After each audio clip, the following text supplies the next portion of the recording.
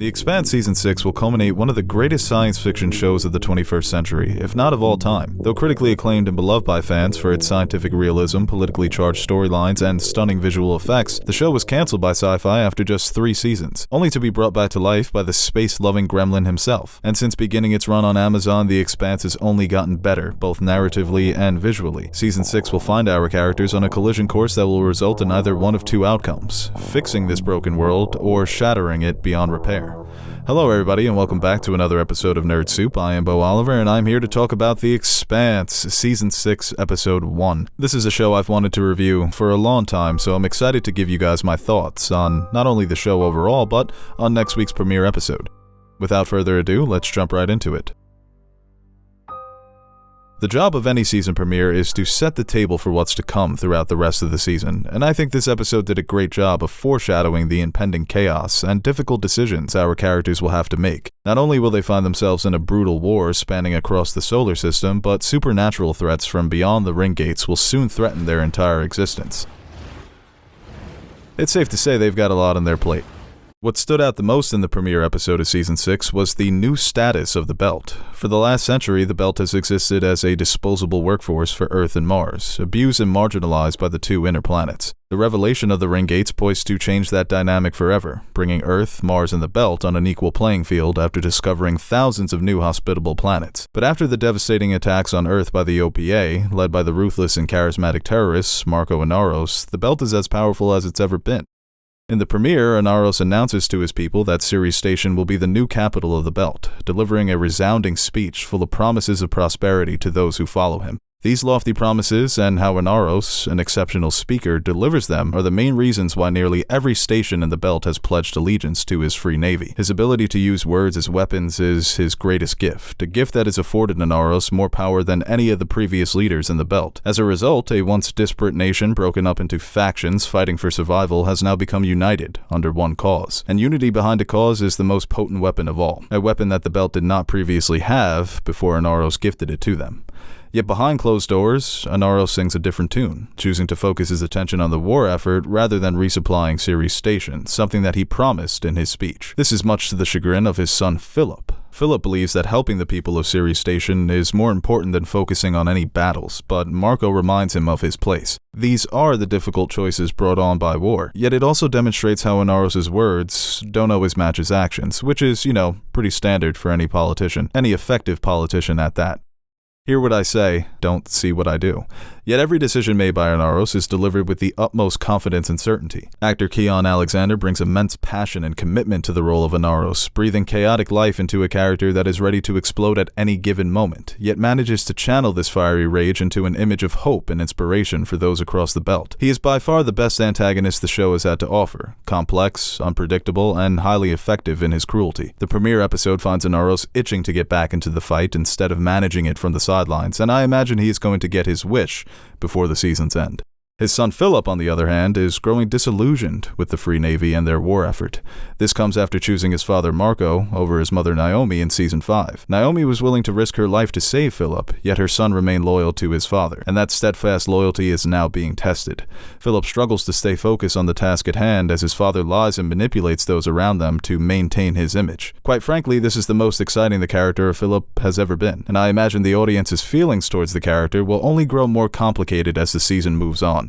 Philip isn't the only character struggling to keep his head in the premiere episode of Season 6. The wear and tear of the years are evident in all of the characters, regardless of their allegiances. Both sides are struggling to maintain the will to fight after losing so much in such a short time. Once strong relationships are beginning to fracture, while some characters are showing signs of fully cracking under the pressure of fighting this war. Nothing has ever been easy in The Expanse, but the significant difference is that characters knew what they were fighting for in the past. Now it's not that simple to see things as black and white, good guys and bad.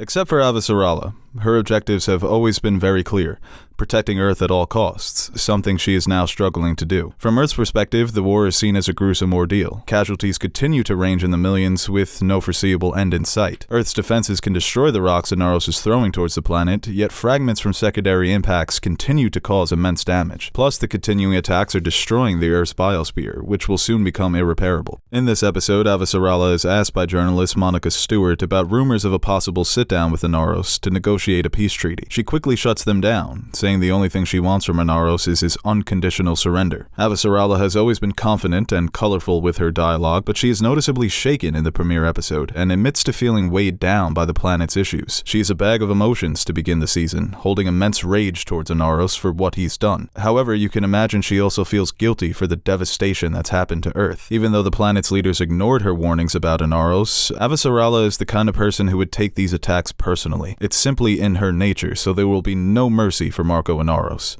Everyone's favorite Martian Bobby is still standing by Avasarala's side, and that's precisely where I want to see her, because I'm a huge fan of these two whenever they're on screen together. The incredible speaker and talker and her enforcer, it's one of my favorite dynamics. But Bobby is becoming bored by their predicament. Like Inaros, Bobby is a soldier, first and foremost. She is eager to get back on the field and fight this war the best way she knows how. And like Inaros, I believe she will soon get that chance. But this episode is truly the calm before the storm, a table setter for the eventual food fight between these two sides. Bobby is at her best as a character when she's allowed to show off just how capable she is as a soldier, and I hope she gets an opportunity to punch Inaros in the throat this season. But before that happens, I want to see a conversation between Inaros and Avasarala. I think I speak for the entire fanbase when I say it would be a tragedy if they don't at least share one scene together. The war of words between these two would be one for the history books, most likely more entertaining than any fight or battle the show could give us. And then Bobby can punch Inaros in the throat when they're finished. I'm sure he's going to say something that warrants that, so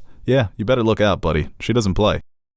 Speaking of people who don't play, we pick back up with the Rocinante on day 187 of their recon mission in the Belt. Technically, they aren't soldiers fighting for Earth, but basically they are soldiers fighting for Earth, and this fact is starting to weigh on the conscience of one Naomi Nagata. After suffering through a hellish Season 5, Naomi returns to her family on the Rocinante, but their recon mission finds them fighting against those who fight for the Free Navy, aka Belters. In other words, Naomi is being forced to kill her own people, and she wonders how long she can keep these deaths from breaking her completely. Tensions are beginning to rise amongst the founding members of the Rocinante, especially between Amos and Naomi. Amos's decision to allow Clarissa to join their crew is something Naomi still refuses to accept, even though Amos's acceptance of Clarissa is very similar to how Naomi felt about Amos at the beginning of the show. I, for one, am glad that the writers chose to make Clarissa a member of the Rocinante crew. Season 5 set the stage for her redemption arc in a thrilling and emotional fashion. What better way to fully achieve the redemption you seek than by joining Jim Holden's crew? It worked out for Naomi, Amos, and Alex, so I believe it will work out in this case as well.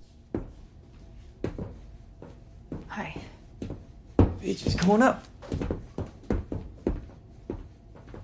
Once a reluctant leader, Jim Holden has gradually transformed into probably the best leader on the show, yet having survived so many brushes with death has made him numb to the danger, something which Naomi confronts him on in the premiere. I mean, Holden is so good at avoiding death that he should probably star in the next installment of The Fast and Furious. He just can't fucking die, no matter what he does. Unfortunately, the people around him sure do die. Luckily, he has Naomi to remind him of his own vulnerability, and you can't help but wonder if her warning serves as a bit of foreshadowing into Holden's fate this season.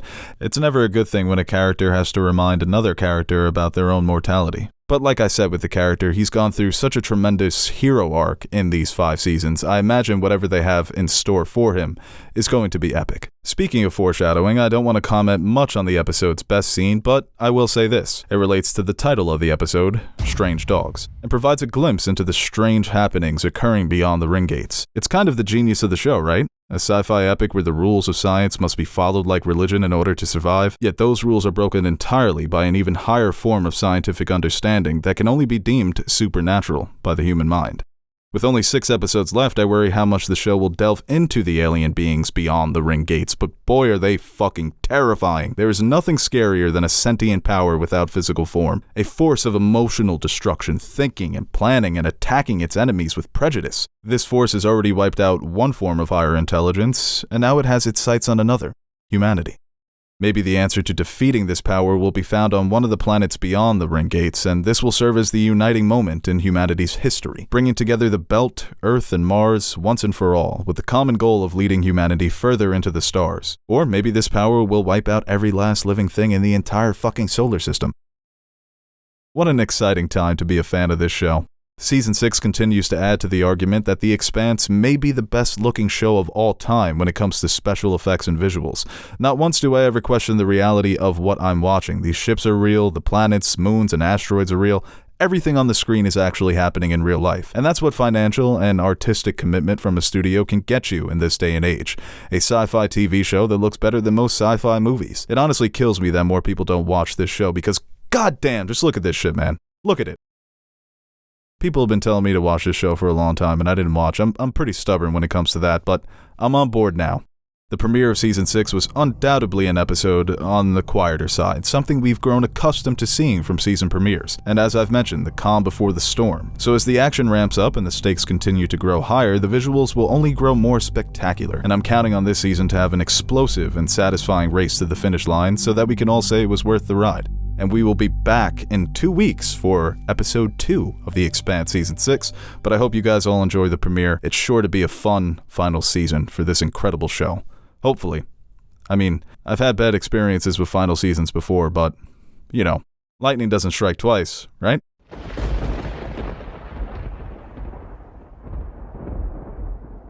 Damn, we were making some good points in that video.